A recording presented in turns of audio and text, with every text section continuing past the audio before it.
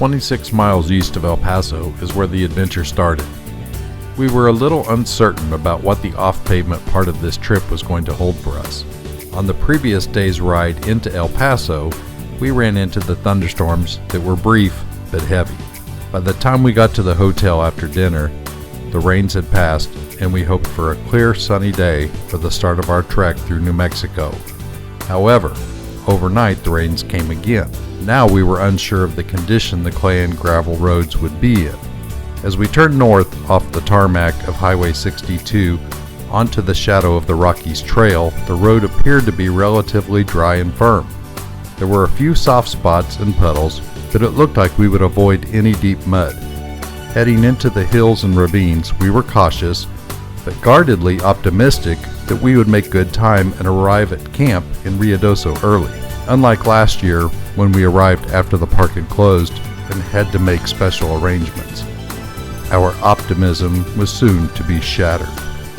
This is Wes with Adventure Tejas, and here we are on our ride to the Rockies for UltimateSacrificeAssociation.org, and we're on day one, just out of El Paso, about 10 o'clock in the morning here, and we hit the dirt a little while ago. It's been thunderstorms for the past couple days here and scheduled for the next 3 or 4, and if you watched any of our Run to the Rockies videos from last year, you know we had problems with a lot of mud. You look down the road and it doesn't look all that bad.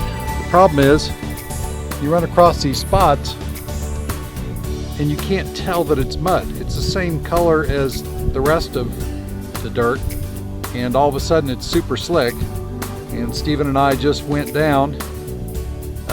We were going along about 30 miles an hour, hit a spot, and it looked like we were both sliding in second base.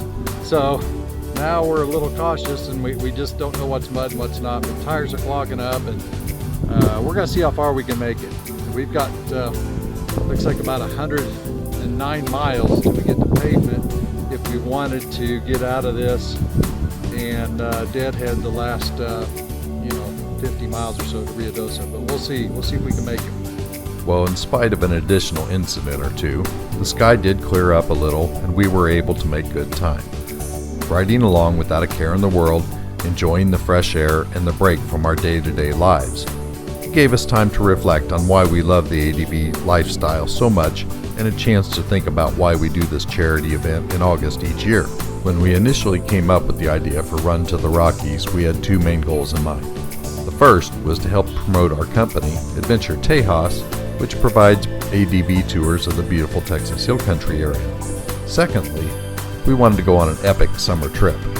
Soon after we came up with the idea of taking the trip, I came in contact with an old school friend I hadn't seen in years. Ted Pappas and I attended school together in Illinois from kindergarten through high school.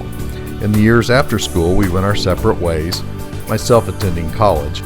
Actually, I attended 3 and 5 years and somehow managed to not graduate, and Ted went into the military. While I led a typical middle-class American life, Ted made a career out of service to his country. Then upon leaving the armed forces, he ventured out into the world of business, having success at different endeavors, all the while still seeking to serve and help others. Ted, among other things, is founder and CEO of Ultimate Sacrifice Association, or USA.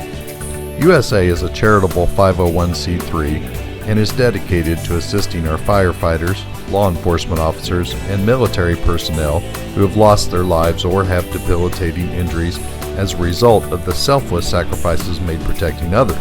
USA provides quality of life programs to assist these American heroes, their spouses, and children. Upon hearing what Ted was doing, an idea was born and the focus of our ride changed.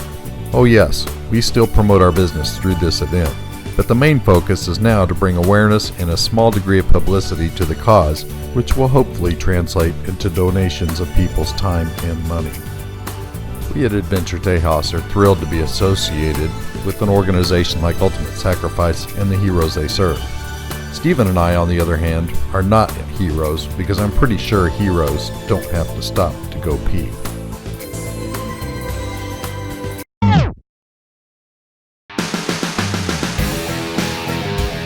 They call New Mexico the land of enchantment. Stephen has yet to be captivated or enchanted by the charms it has to offer. While we both admire the mountainous beauty of the Ruidoso area and the spacious, wide-open feel of the Eastern Plains, New Mexico was more of a challenge than we anticipated. The heavy rains of the monsoon season have cost Stephen a windscreen each time we've made this journey. At times, battling against the deep mud and hard, slick clay becomes a little disheartening, especially when your GS is loaded and tipping the scales at well over 600 pounds.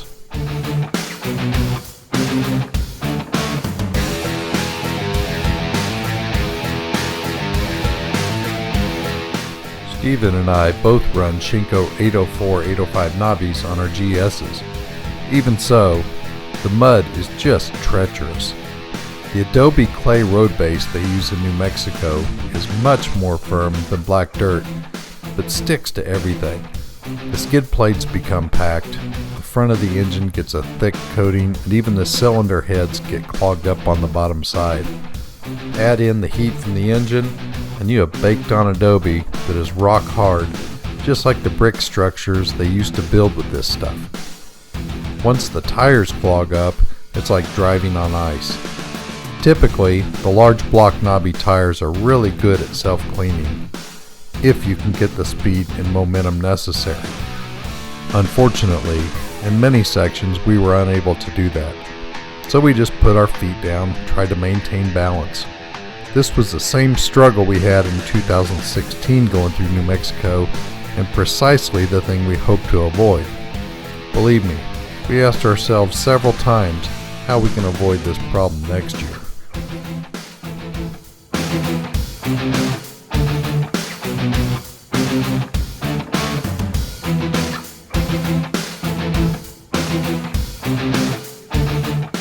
What is the moral of that story about the tortoise and the hare?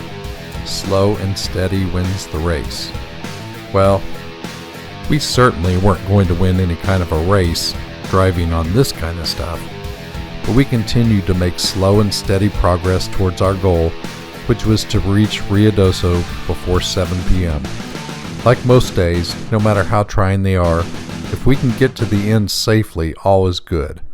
I was definitely looking forward to getting to our campsite, setting up the tents, cooking dinner, and taking a nice hot shower.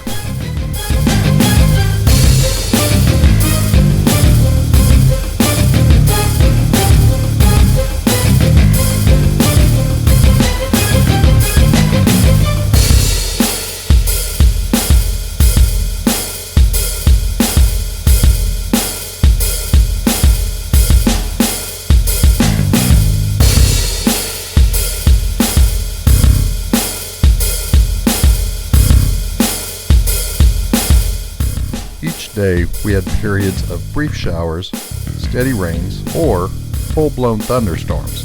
But there were also hours of sunshine and dry roads on most days at one point or another. It's a little bit of a paradox.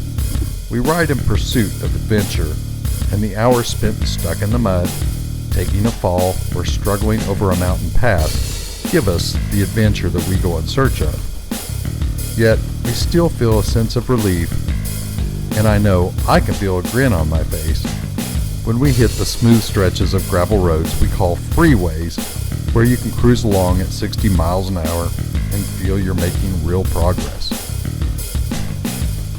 As we approached Ruidoso, the dark and threatening skies gave way to partly cloudy conditions with occasional light rain showers. We were very glad to see town and made it on time, only eliminating about 15 miles of dirt roads to keep ourselves on schedule for the check-in at the RV park.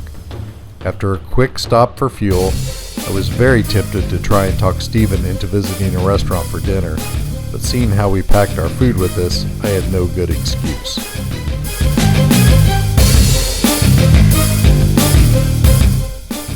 The air was crisp and clean with the recent rain showers in the area, and we really enjoyed our mountain drive up to our home for the night.